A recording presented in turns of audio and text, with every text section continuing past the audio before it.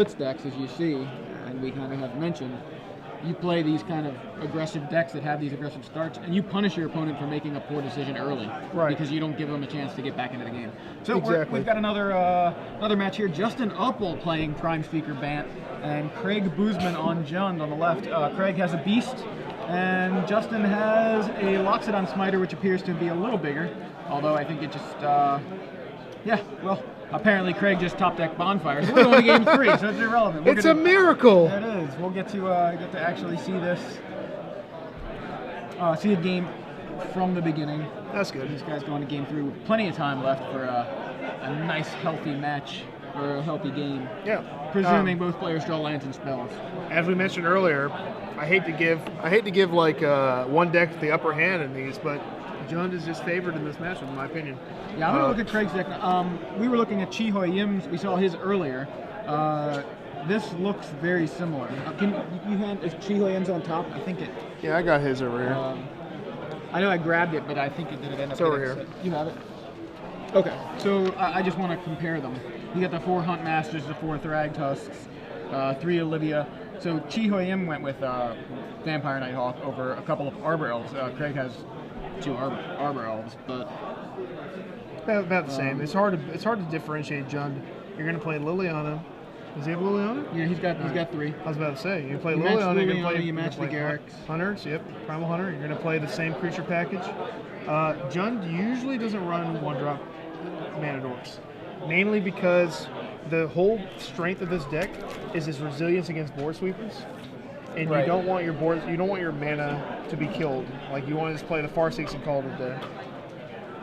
But hey, I mean, you can get those draws where you're just like Mana Dork, Farseek, and Garrett, and then just sometimes, I mean, not sometimes, usually every time, you'll be dead, quite dead. All right, so I got my nickel here on Craig Boosman. I think he's got a better shot, but I like Prime Speaker. I think he's a sweet card. Yeah, this is, kind of the new deck on the block, I think. A lot of players haven't been seeing this deck.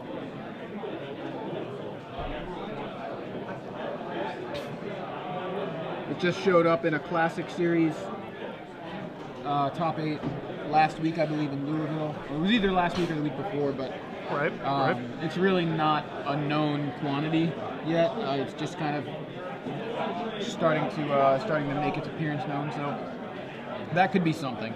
Yeah, and just the nature of the deck titles. Prime Speaker is good against Jund. It has card draw on it. Right. And you need an ability to recuperate after a Raptor's return in order to survive. I really wish that Raptor's return said target player, just so I can redirect it and get them.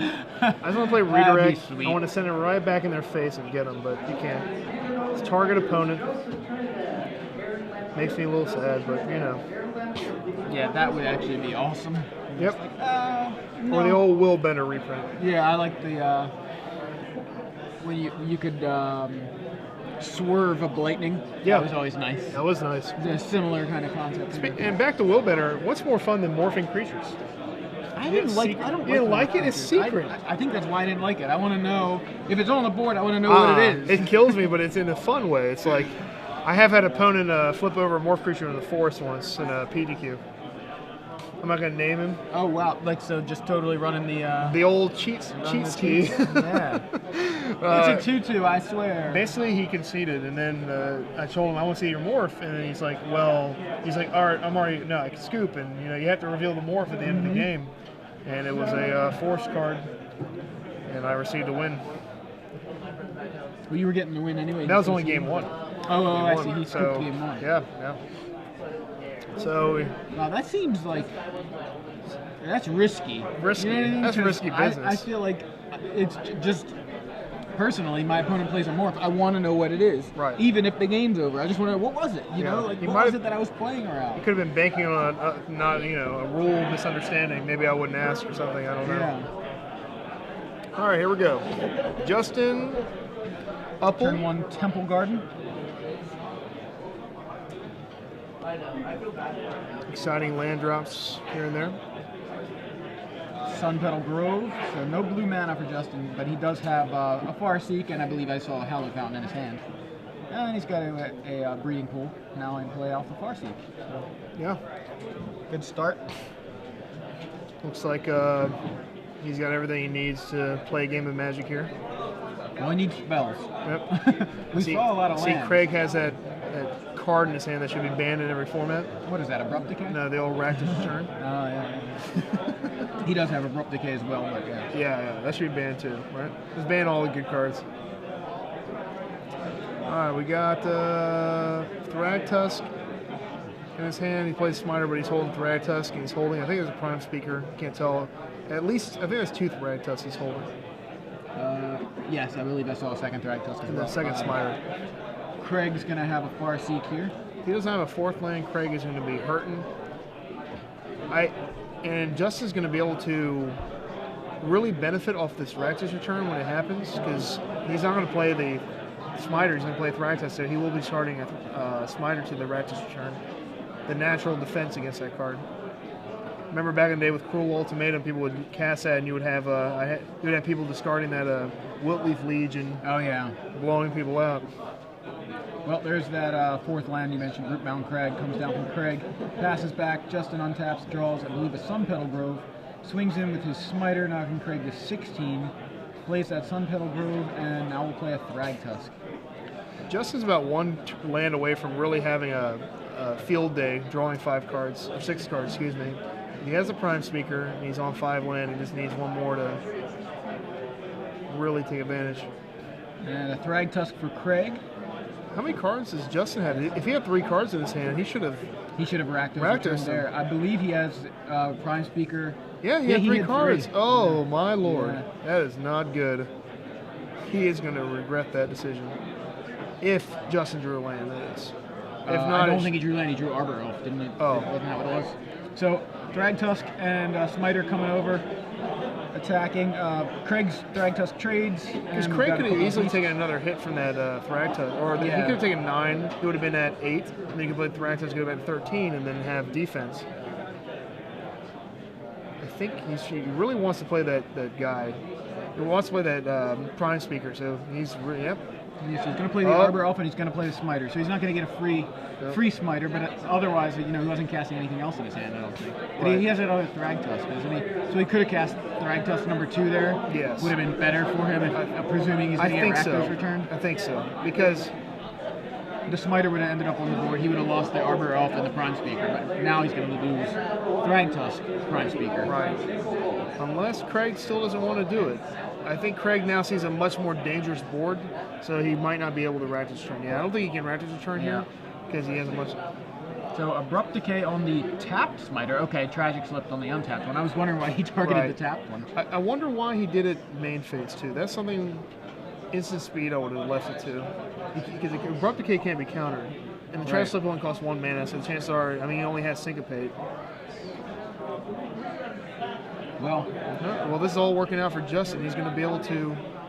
I don't know if I attack here because you can play the Prime Speaker and draw 4 cards. Now he can't draw 4 cards. Now he's got to wait a whole nother turn again. His plan was apparently Thragtusk. Right. Yeah. Although I think I would have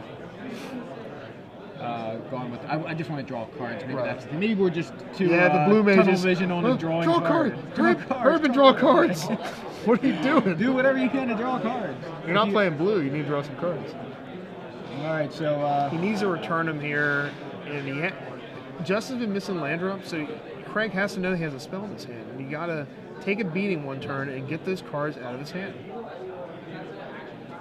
He's got a Garruk Primal Hunter, a Hunt Master, the spells are awesome, but Rakdos you first gotta de-weapon your opponent. Defang him? Defang him, yeah. Without Defang, though. Don't play Defang. Defang is a real bad card, so don't play it. Yes. Tap your 4 mana. Take his hand away.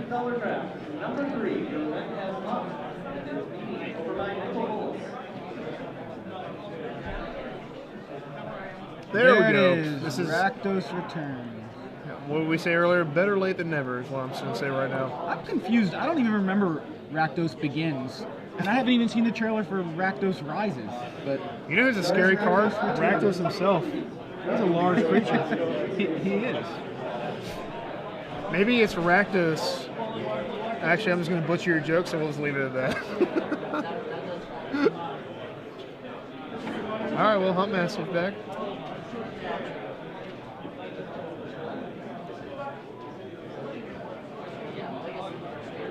Bride of Rakdos. That's coming in Dragon's base. Well, Justin with quite a board position, but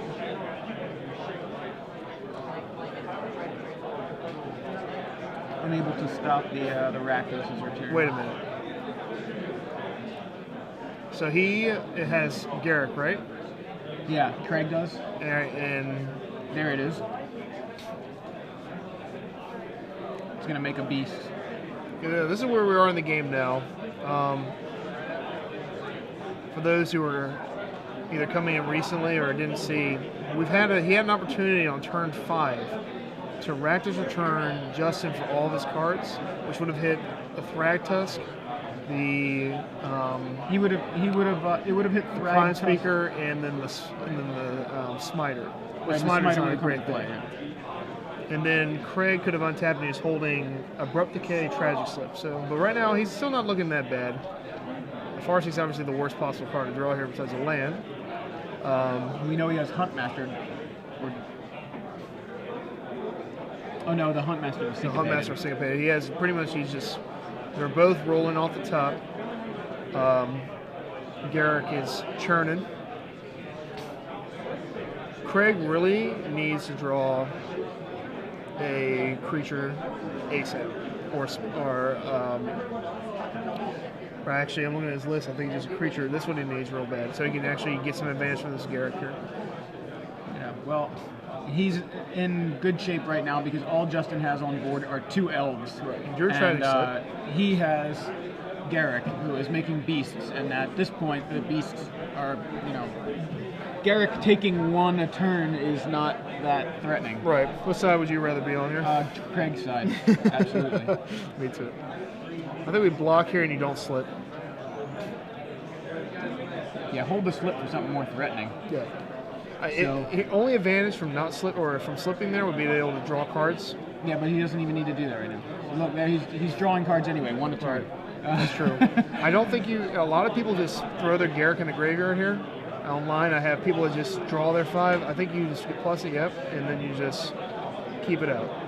So Garrick makes another beast, and Thragtusk comes down for Craig, and he has really swung things in his favor here in Game 3 of Round 4 of the StarCityGames.com Indianapolis Open. And here's a trivia question for Joey and the audience here. Oh, it's a miracle. Never mind. Oh, did he just put it in his hand? Yeah. He just top decked Bonfire. It's a miracle. And didn't play it. I mean, maybe he wants to play it later. That seems odd, but I would have just. How much damage would that have done? I know. He's got.